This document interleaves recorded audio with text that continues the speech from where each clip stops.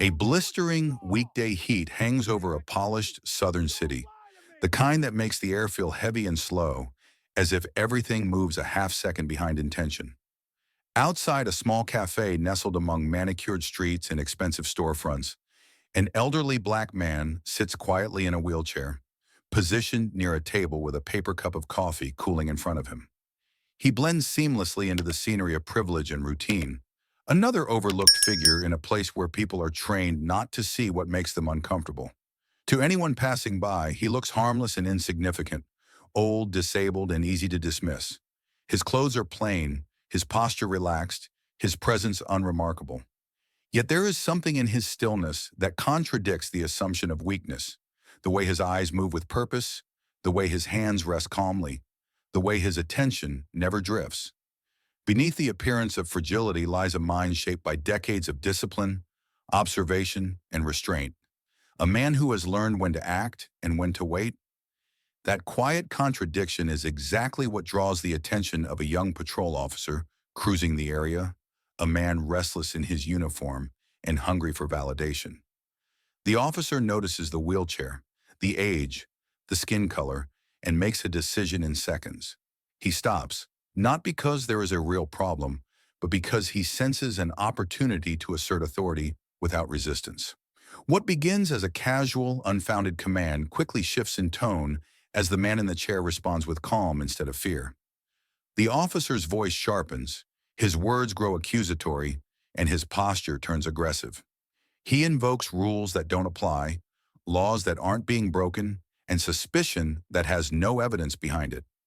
His badge becomes a tool of intimidation rather than protection, and each sentence is designed to provoke submission rather than compliance. Around them, the cafe's peaceful rhythm fractures. Conversations stop mid-sentence. Chairs scrape softly, and people begin to watch. Phones are raised, not out of curiosity, but instinct, as if everyone present senses that something is going wrong in real time. The tension thickens with every exchange, hanging in the air like the heat itself. The officer continues to escalate, mistaking composure for defiance and silence for guilt, until he makes the irreversible choice to use physical force against a man who is clearly disabled and poses no threat. In that instant, the scene tips from uncomfortable to unmistakably wrong. Tables shift, coffee spills, voices rise, and the illusion of lawful authority collapses into raw cruelty. The officer believes he is controlling the situation, believes he has found an easy target who will fold under pressure. What he cannot see is that every word he speaks, every action he takes, and every boundary he crosses is being carefully noted by the man he is trying to dominate. This is not a random confrontation born of chance or misunderstanding. It is a moment long in the making, a test triggered by arrogance and sealed by abuse. The so-called victim is not reacting emotionally or impulsively. He is evaluating, cataloging, and allowing the officer to reveal exactly who he is. The officer thinks he is creating a spectacle to demonstrate power, unaware that he is lighting the fuse of something far larger than himself.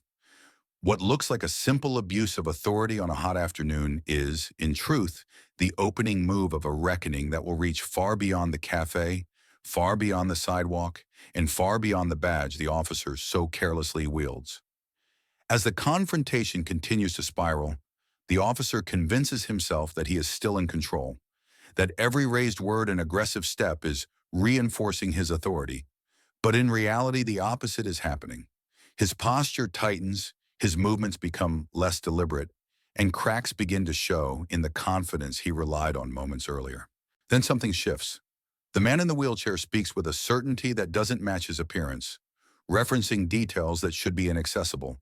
An exact name, a transfer history, incidents buried under internal silence.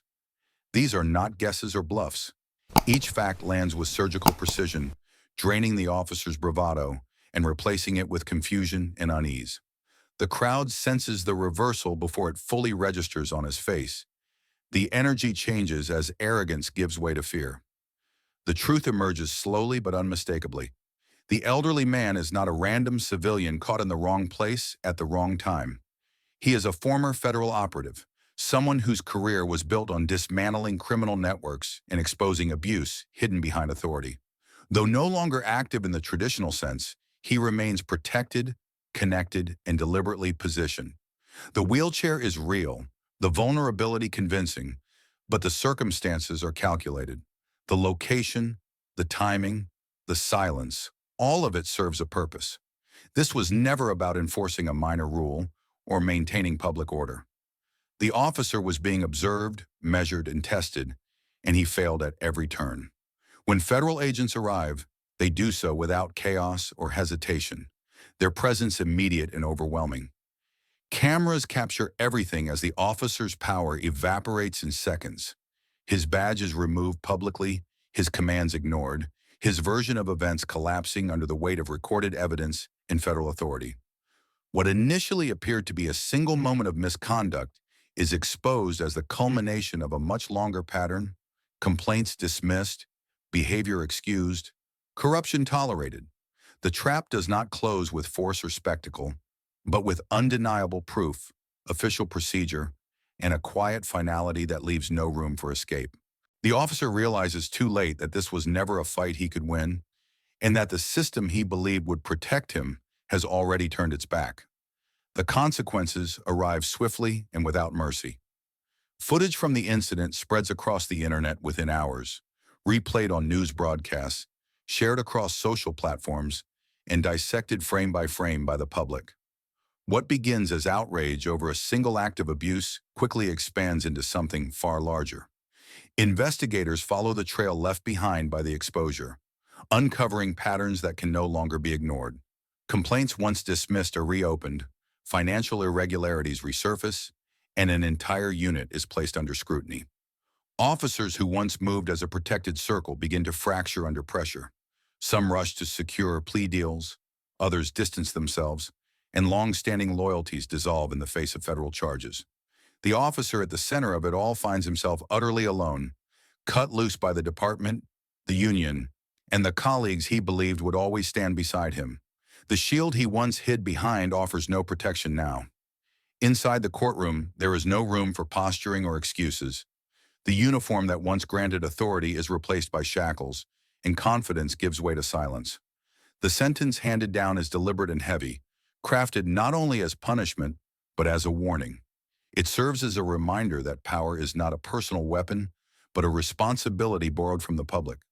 The disgraced officer's future narrows to years defined by confinement, fear, and the constant awareness that his name will always carry the weight of his actions. Beyond the verdict, life continues to unfold. The man who orchestrated the exposure steps away from the shadows, his final task completed. Having devoted his life to confronting corruption, he allows himself a rare moment of peace, knowing the damage has been stopped. From the chaos of that day, something unexpected grows. A young witness, shaken but inspired, chooses a path shaped by humility rather than dominance, entering law enforcement with a clear understanding of what the badge truly represents. The story does not end with celebration or vengeance. It ends with equilibrium restored, corruption brought into the light, authority corrected, and a quiet, enduring reminder that real strength is measured not by force, but by restraint, integrity, and the courage to protect those who cannot protect themselves.